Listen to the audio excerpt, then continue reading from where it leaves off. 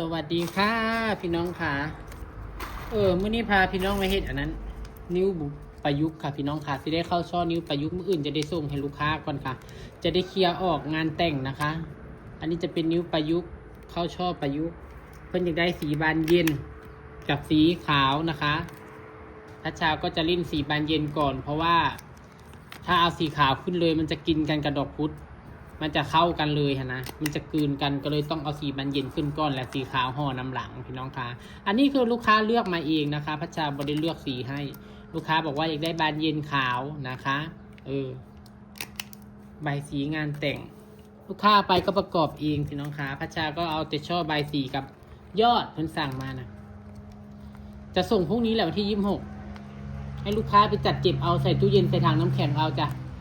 ภาคอีสานวันเดียวถึงลูกค้าใช้งาน29ส่งพรุ่งนี้20อย่างนอมื่น26เนาะเขาส่งไปกระซ้อ27 28บ่เกินนี่ค่ะคำว่ายังบ่ฮอดมืองานของไปฮอดแล้วเฮ็ดอะไรจะอยู่ในนานแช่ถังน้ำแข็งเด้อพี่น้องเด้อบ่ต้องแกะอันลิปกระดาษทิชชู่ที่พัชชาเอาห่อไปแล้วก็แรปที่พัชชาพันไปบ่ต้องแกะออกมือจะใช้งานค่อยแกะออกนี่ค่ะม้วนไป4ม้วน5ม้วนผมได้จังได้ใส่ดอกพุธค่ะพี่น้องคะม้วนนิ้วประยุกต์นะยิบบิ้นกับอยากสีโต๊กด้วยค่ะนี่สีมันกินมือพัชชาอยู่นี่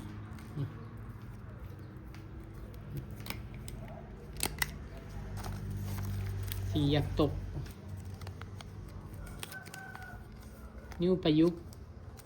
เข้าช่อยากไหมก็ไม่ยากนะคะง่ายไหมก็ไม่ง่ายค่ะทุกอย่างอาศัยประสบการณ์พี่น้องคะ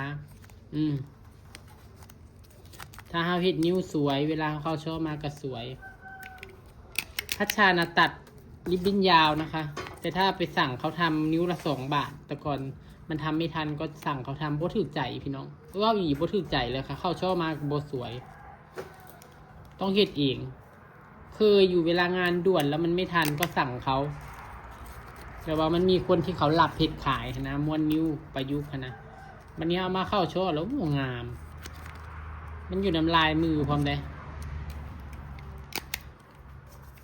ส่วนตัวน้ำหมักของเจ้าของเห็ดนี่แหละถ้าให้เห็ดนิ้วสวยเวลาห่อออกมาก็จะสวยนะคะ